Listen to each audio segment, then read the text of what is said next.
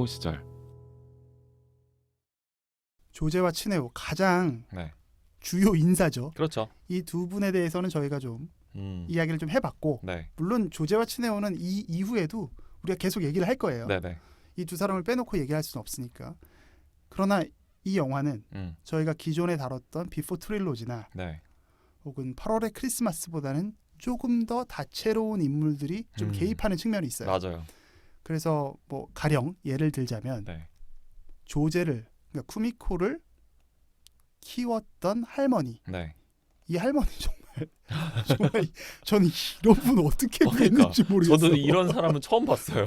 근데 우리가 다 상상은 하잖아. 네. 근데 일본은 정말 우리보다 사람들이 많아서 그런가? 정말 배우들의 그 스펙트럼이 넓고 진짜 만화에만 진짜 있을 것 같은 뭔가 캐릭터가 되게 일본 시골에 진짜 있을 것 같으면서도 하는 행동이나 또 어떤 표정 같은 거는 너무 만화적인. 저 정말 약간 좀 매료됐어요. 이 할머니를 보면서는 감탄했습니다. 이 영화를 보면서 제일 감탄했던 인물이 아닌가 싶을 정도로. 맞아요. 되게 좋아하시더라고요. 네. 그래서 이 할머니, 근데 할머니 이름조차 안 나와. 그냥 할머니예요. 쿠미코의 할머니. 할머니, 뭐 조제 보호자라고 할 수 있는 인물이고, 그쵸. 근데 이제 이 보호가 너무 빡세서 그렇죠. 조제를 아예 사람들의 그 시야에 들어가지조차 못하게 해요. 산책도 그래서 아까 말씀하신 대로 이른 새벽이나 네. 밤에만 하는데 그거마저도 유모차 안에다 애를 집어넣고 그치. 이제 덮어버려요. 그래서 옆집에조차도 손녀의 존재를 숨깁니다. 물론 옆집에 알죠. 할머니한테 반쯤 속아주는 건데 나는 이 집에 나 혼자 사는데 라는 식으로 막 말을 하고 있어요. 근데 말씀하신 대로 또 비주얼은 되게 애니메이션 느낌이고 그쵸. 그 센가치히로 행방불명에서 유바바라고 하는 그 목욕탕 주인 할머니 있거든요. 맞다. 그 느낌이에요. 약간 저는. 그런 한편으로 이 영화에서 조제와 츠네오가 이제 둘이서 관계를 맺어가는 상황에서 이 할머니는 극복해야 될 벽의 측면이 좀 있어요. 왜냐하면은 이 할머니가 되게 많이 하시는 말 중에 하나가 조제에 대해서 너는 몸이 붉은데 다른 애들 노는 것처럼 놀면 안 돼라고 말해요. 되게 그치. 대놓고 말해요. 그렇게. 근데 이제 츠네오는 이런 할머니의 벽을 넘어서 조제를 만날 수 있는 그런 상황인 건데 나중에 할머니가 이거 얘기해도 되겠죠? 할머니가 돌아가셔요. 그렇죠. 그래서 할머니가 돌아가신 이후에 이제 이 벽이 사라진 거죠. 그러면서 그렇죠. 다시 조제와 급 가까워지게 되는 계기의 순간을 마련하는데 요 포인트가 전 좀 중요하다고 봤어요. 이 할머니라고 하는 벽을 이 츠네오가 혹은 조제도 마찬가지지만 두 사람이 넘은 게 아니에요. 그렇죠. 이 벽이 그냥 사라진 거예요. 맞아요. 극복을 한 게 아니라는 점. 뭐 저도 마찬가지로 동의하고요. 네. 이 할머니는 이게 조제를 장애인으로 바라보면 뭐 여러 가지 설정이 있을 수 있지만 조제가 장애가 없다라고 가정해 보면 그냥 할머니는 조금 츠네오를 반대하는 부모님일 수 있는 거예요. 네. 근데 그 부모님의 반대를 극복한 게 아니라 부모님이 뭐 돌아가셨다든지 네. 혹은 갈라쓰게 돼서 네. 부모님을 더 이상 신경 쓰지 않아도 되는 측면에서 지금 조제와 츠네오가 만나게 됐다라는 게 이제 원우 씨의 관점인 거고. 네. 혹시 갑자기 궁금해졌는데 부모님이 반대하는 연애 하신 적 있어요? 제가 저희 부모님은 반대하지 않고요. 그러니까 상대방 부모님이 저를 반대하셨어요. 아 진짜요? 네, 오 그런 정말로? 적이 있었어요. 몇 살 때요? 아주 어렸을 때요. 20대 초반인데. 저 억울했죠. 네. 근데 그게 그래서 지금까지도 기분이 나쁜데 아니 뭐 내가 결혼하자고 했나? 그러니까 그게 부모님을 핑계로 네. 내가 마음에 안 들 수 있잖아. 싫어졌을 수 있잖아. 근데 그거를 부모님을 핑계로 된 거 아닐까라는 생각까지 그런 의구심이 있어요? 그 당시에는 한 번 했었는데 네. 그때는 근데 그건 아니었던 것 같아요. 아니었던 걸로 해야 내가 또 좋고. 그렇군요. 알겠습니다. 아까 뭐 부모님의 반대 얘기하시길래 생각이 나서 여쭤봤어요. 가나에라는 인물도 또 있죠. 그 우에노 주리가 맞습니다. 연기한 사람인데 가나에는 여기서 어떤 기능을 하는 역할입니까? 일단 츠네오의 여자친구 포지션으로 보면 될 것 같고요. 같은 학교에 있는 후배뻘인데 되게 예뻐서 이제 뭐 그런 거 있잖아요. 신입생으로 되게 예쁜 신입생이 들어오면 남자 선배들이 막 이렇게 수근수근 되는 쟤는 누구랑 만날까? 누구랑 데이트할까? 이러는 이제 화제의 인물이 되는데 그 화제의 인물과 데이트를 하고 연애를 하는 인물이 츠네오인 거죠. 그렇죠. 외모가 상당히 뛰어나고 저는 이 영화 나왔을 때 2003년도에 이제 이 영화를 저는 이제 개봉했을 때 봤거든요. 네. 저는 우에노 주리밖에 생각이 안 나요. 저는 저렇게 예쁜 배우가 있나라는 충격적인 그 마치 이제 저희가 8월 크리스마스 개봉 당시에는 시무나가 얼마나 예쁜지 잘 몰랐다는 말 그때 했었잖아요. 근데 저는 이 당시에는 우에노 주리를 보면서 뭐 저렇게 예쁜 여자가 있나라는 생각을 하면서 봤었던 기억이 나요. 우리가 시무나 보듯이 느껴졌었구나. 그렇죠. 네. 저는 이 가나에라는 사람은 네. 이 영화에서 예쁜 이제 여자친구는 아니죠, 사실은. 뭐, 여자친구로 그쵸? 나아가는 과정에 네. 썸녀였죠. 네. 그런데 더 중요한 기능은 네. 치네오의 또 하나의 네. 특징을 설명해주는 그렇지. 배우로서의 기능이 분명히 있다는 거죠. 네. 치네오가 저희가 설명하면서 아까 이야기를 못했는데 네. 치네오라는 사람이 갖고 있는 되게 큰 특징이 누군가를 잘 도와주는 거예요. 맞아요. 얘는 그래서 길에 그냥 개가 네. 강아지 있는 것도 되게 불쌍하게 생각하는 맞아요. 친구잖아요. 그래서 막 그 개를 막 마자카우스에 있는 개도 막 얘가 케어를 하잖아요. 맞아요. 치네오가. 이 사람은 기본적으로 긍휼의 감정이 있는 사람이에요. 네네. 누군가를 도와줘야 돼. 근데 치네오는 그래서 조제라는 사람에게도 네. 뭔가 다리가 불편하고 네. 또 거기서 눌려 있고 좀 구김살이 있는 그 기운을 얘는 뭔가 자기가 도와주고 그걸 통해서 자신의 존재감을 확보하고 확인하는 게 아닐까라는 생각을 전 해요. 네. 그래서 조제에게도 접근했었지만 네. 조제와의 관계 이후에도 가나에에게도 네. 사실 가나에와 영화 전반부에 초반부에 이 둘이 썸을 탈 때도 네. 가나의 어려운 점을 상담해주는 포지션으로 처음에 시작합니다. 아 그렇구나. 그러니까 그 치네오라는 사람이 갖고 있는 캐릭터는 누군가를 계속 도와주면서 확인하는 자존감이에요. 네. 근데 이 부분이 좀 이해할 수 있는 정서긴 하다는 거죠. 네. 그 남자들이 갖고 있는 저는 이걸 동양 남자라고 굳이 구분을 할게요. 네. 동양 남자들이 갖고 있는 동양 문화권에 있는 사람들이 남자라면 응당 이래야 돼라는 일종의 고정관념 네. 그리고 교육받았던 세뇌받았던 것들이 있어요. 남자는 이래야 돼, 여자는 이래야 돼. 남자는 뭔가 도와줘야 돼, 그 구원해줘야 돼. 네. 멀리 또 저쪽으로 서양으로 나간다면 어떤 흑기사 같은 네. 포지션을 갖고 있는 거죠. 네. 그래서 얘는 누군가가 자신을 통해서 도움받고 소생하고 회생하는 느낌이 좋은 게 아닐까. 거기서 자신의 존재감을 확인하고 네. 그게 사랑의 힘 아니냐라고 느끼는 것 같아요. 그게 나쁘다고 생각하세요? 나쁘진 않은데 네. 이게 연민으로 이어질 수 있거든요. 연민에서 출발하는 감정일 수도 있고. 근데 연민으로만 진행되는 것은 연민이 전부가 되는 순간에는 나빠질 수 있다고 봐요. 연민에서 보다 더 넓은 감정으로 간다면 거기에 사랑이 있을 수 있겠죠. 네. 그런데 그냥 연민 그 자체로 끝나면 되게 책임지지 못하는 감정이 되는 경우가 많다. 그리고 상대방을 비참하게 만들 수가 있다.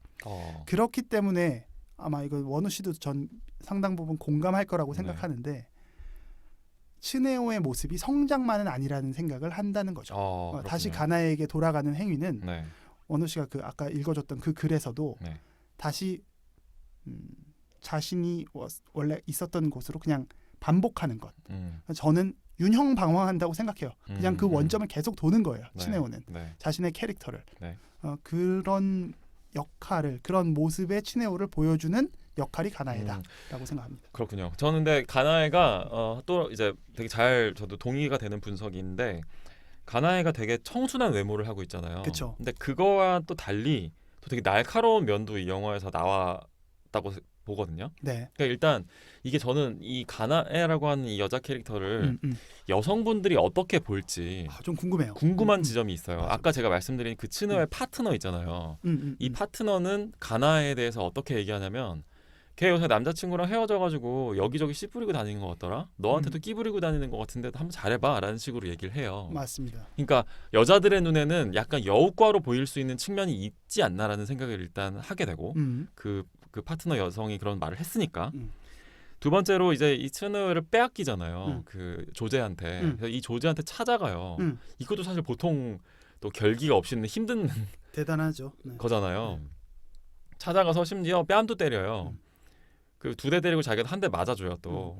근데 그래서 뺨을 조제는 휠체어를 타고 있으니까 조제의 사정거리로 들어가기 위해서 이렇게 고개를 낮춰주는 그걸 또 명장면으로 꼽는 분들도 많이 계신데 그런 한편으로 그렇게 생각하면 되게 조제를 배려해준 모습이라고도 볼 수 있지만 일단 자기는 한 대 더 때리기도 했고 그렇죠. 두 번째로는 이제 조제한테 되게 날카로운 말을 해요. 뼈가 있는 말을 하는데 정말 나쁜 말이죠. 그게 뭐냐면 너의 무기가 부럽다. 너의 그 장애로 인해서 너는 츠네오한테 어필해서 너가 나한테서 츠네오를 뺏어간 거잖아라고 하는 건데 사실 이 말 속에 이게 조제의 장애가 무기로 작용한다는 걸 간파한 거는 사실 굉장히 날카로운 츠네오에 대한 인사이트가 있는 거 아니냐는 거죠.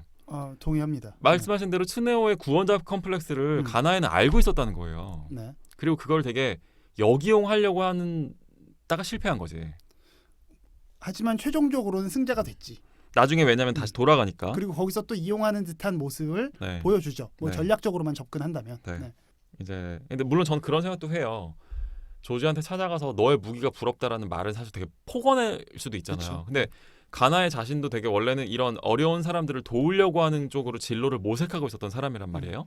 근데 그런 사람이 저렇게 장애를 갖고 있는 사람들을 동반자로 생각하고 같이 이렇게 으쌰으쌰를 하려고 했었던 사람인데 자기가 벼랑간 그 사람들한테 독서를 뿜고 있다는 그 모습을 스스로 발견하고 나서 아마 약간 현타가 왔지 않았나 싶어요. 온 것 같아요. 그래서 이 나중에 츠네오랑 헤어지고 나서는 뭐 복지 관련 진로도 그냥 엉망진창이 돼버리고 그쵸. 되게 엉뚱한 아르바이트 그냥 뭐 맞아요. 나레이터 모델 같은 그런 네. 아르바이트를 하다가 나중에 츠네오랑 재회를 하거든요. 그렇죠. 원래 20대 때 그 이제 기존의 기본 교육 이후에 네, 대학을 다니면서 사회와 약간 반쯤 걸치게 되는 시간이잖아요. 네, 사회인으로 성장하는 데 있어서 사춘기라고 볼 수 있는 시간인데 네, 그래서 그때 굉장히 많은 자극과 각성이 오는 것 같아요. 그 청춘의 시기에. 네, 청춘의 그 시기에. 그래서 역시 저도 되게 동의해요. 가나에 역시도 성장한 거라고 전 생각해요. 네, 네, 가나에가 성장하는 부분은 다만 자신의 민낯을 이제 보게 된 거죠. 네, 그리고 내가 얼마나 장애인에 대해서 내가 감히 도우려 했었던 사람인데 얼마나 위선자였나 내가. 얼마나 위선자였냐, 얼마나 내가 계급주의적인 시각으로 바라보고 있었냐라는 걸 본인이 느끼지 않았을까라는 네, 그렇기 때문에 다 현타가 왔기 때문에 네. 지금 그 앞에서 뭐 막 춤을 추면서 뭐 파는 그런 네. 홍보를 하고 계시는 그런 전혀 다른 진로의 일을 하게 된 거겠죠. 그렇죠. 네. 이 츠네오랑 다시 결국엔 재회를 하는데 가나에가 나중에는 어떤 길을 가게 됐을까요? 혹시 생각해 본 적 있으세요? 다시 복지 쪽으로 왔을까요? 아니면 어떻게 됐을까요? 안 했을 거라고 생각합니다. 네. 안 했을 것이다. 못했을 거라고 생각해요. 저도 못했을 거라고 생각하고요. 그 부분이 츠네오보다 나은 점이라고 생각해요. 저도요. 예, 그 얘기는 뭐 나중에 저희가 좀 더. 우리가 사실 처음에 제가 영린이라고 했던 부분 중에 하나가 원우 씨랑 뭐 이런 얘기를 아주 딥하게 저희가 결론을 내놓고 얘기를 하진 않았지만 네, 약간 저희는 츠네오에 대해서 네, 반드시 다 동조해 줄 수는 없을 것 같다라는 생각을 맞습니다. 좀 하거든요. 그리고 미리 말씀드리면요. 미리 이건 뭐 일종의 스포일러 같은 느낌으로 저희들 자신에 대한 스포일러 같은 느낌으로 말씀드리는 건데 츠네오가 밉고 고가워 보이는 이유 중에 많은 부분은 그 안에서 저희의 모습을 발견했기 맞아요. 때문이에요. 네, 그러니까 맞아요. 뭐 저희가 츠네오가 뭐 실제로 존재하는 인물도 아닌데 디스한다고 해서 뭐 그렇게 생각하실 필요가 없는 게 캥겨서 그러는 거예요. 캥겨서. 그러니까 그 부분을 감안해 주시면 좋지 않을까. 츠네오의 팬들에게 일단 약간의 마사지를 먼저 던지고 네. 그 다음에 그러면 이제 또 이야기를 해보죠.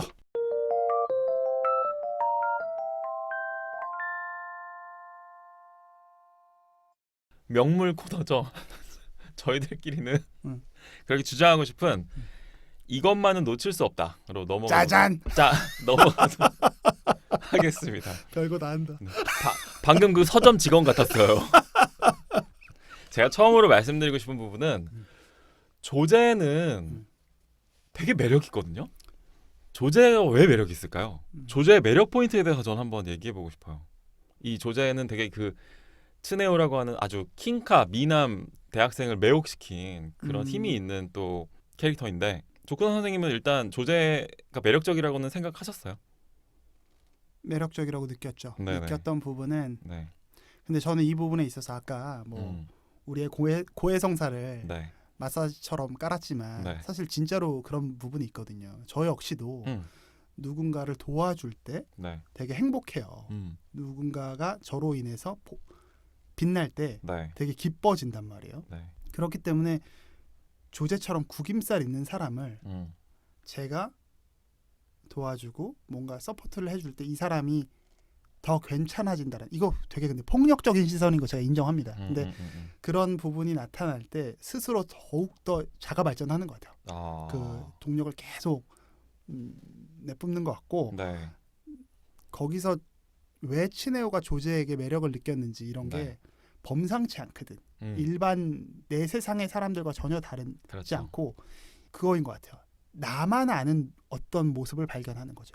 조제. 다른 사람은 조제를 그냥 까칠하다라고만 이야기하는데 나는 이 사람의 특별한 점을 발견해 나갈 때 네. 개미지옥에 빠지는 거죠. 그렇죠. 저도 이 조제의 매력 포인트가 되게 남다른 그런 전 언어 습관이나 그러니까 그런 뭔가 표현들 그런 게 되게 저도 되게 매력을 느꼈을 것 같아요. 풍성하게. 근데 상당 부분은 저는 매우 풍부한 독서량에서 좀 바탕됐을 것 같아요. 할 일이 없으니까 책만 엄청나게 읽은 거예요. 요리하고. 네, 그래서 뭐 예를 들어서 뭐 혈흔에 대해서 뭐 루미놀 반응 이런 거에 대해서 전문가 수준으로 막 알고 있어요. 맞아. 근데 이제 단편 소설에서는 또 어떤 느낌이 나오냐면 그렇게 루미놀 반응도 알고 뭐도 알지만 또 되게 근데 또 기본적인 상식은 또 모르는 거예요. 뭐 예를 들면 뭐 횡단보도에서 우회전하면은 뭐 안 되고 뭐 이런 건 또 모르는 거야. 왜냐면은 그 리얼 월드에서는 또 살아본 적이 없으니까. 그러니까 츠네오의 입장에서는요. 그런 구원자 컴플렉스를 갖고 있는 남자의 입장에서는 테트리스 같은 존재예요. 그렇네. 내가 이렇게 딱 맞추면 바로 클리어가 될 것 같은 그런 느낌에 내가 채워주고 싶은 모양의 결함을 가지고 있는 인물이라는 거죠. 근데 그 테트리스의 난이도가 예측할 수 없는 게 계속 나오니까 계속해서 매력을 느끼고 네. 나만 이걸 할 수 있다. 그렇죠. 또 조제의 배경도 되게 역방향으로 매력적이었던 것 같아요. 맞아요. 저 이거 완전 동의. 네. 완전히 동의. 그러니까 뭐 츠네오가 지금까지 살던 거랑 너무 다르게 거의 이 조제는 지금 빈민촌이나 다름없는 공간에 살고 있거든요. 그렇게 약간 보여지는. 네.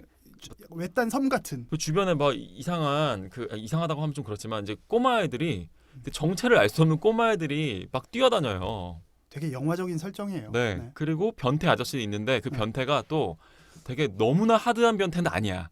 약간 좀 코믹한 정도로 봐줄 수 있는 착한 변태. 그쵸. 변태는 변태지만 마음 선한 변태 이런 느낌이죠. 그래서 뭐 이렇게 그러니까 그런 꼬마애들조차도 쫓아낼 수 있는 그런 변태. 그래서 이 츠네오에게는 마치 이 조제의 배경들마저도 어떤 신비로운 세계. 그렇죠. 센과 치히로의 행방불명 얘기를 제가 자꾸 하게 되는데 센과 치히로의 행방불명도 어떤 경계를 넘어가면 갑자기 원래 현실에서 이렇게 배경이 바뀌게 되는 거잖아요. 환상의 세계로 가는 거잖아요. 그런 느낌 아니었을까? 이상한 나라의 앨리스. 그래서 츠네오한테는 그런 부분까지도 그러니까 이 부분이 되게 핵심적인데 결함이 있기 때문에 매력적인 네. 그런 종합적인 부분들이 조제의 매력 포인트로 작용한 게 아닌가라는 생각을 했어요. 저는. 네, 뭐 동의하고요. 저희가 여행 가면 되게 좋은 이유 중에 하나는 조금 불편하고 조금 낯설어도 여행지 자체가 주는 내 리얼 월드가 아니기 때문에 내 어려움이 사라지거든요. 그 공간에 가면 내 기존에 내가 직면했었던 문제들을 고민하지 않아도 돼요. 거기서는 그냥 단지 오늘 뭐 먹을까, 뭐 하고 놀까, 어떤 음식을 먹는 게 조금 덜 손해를 볼까 이런 고민이거든요. 그렇기 때문에 사람이 기존에 내가 갖고 있었던 고민들을 생각하지 않아도 되기 때문에 여행지는 기본적으로 즐거워져요. 웬만하면. 그래서 여행지에서 한번 살아보면 어떨까라는 마음을 갖고 있을 때 즈음에 다시 여행지에서 돌아오잖아요. 그렇죠. 우리 리얼월드로. 츠네오에게 저는 이제 아까 말씀하셨던 뭐 센과 치히로의 그런 공간을 저는 여행지처럼 느낀 거예요. 조제와 조제의 세상이 그에게는 정말 새로운 이국적 낯선 풍경인 거죠. 그리고 실제로 츠네오는 그렇게 자신의 리얼월드로 돌아간 거고요. 조제에게 잠깐 여행을 갔다가 다시 돌아간 이야기로 해석할 수 있다는 말씀이시군요. 저는 그렇게 느껴졌어요.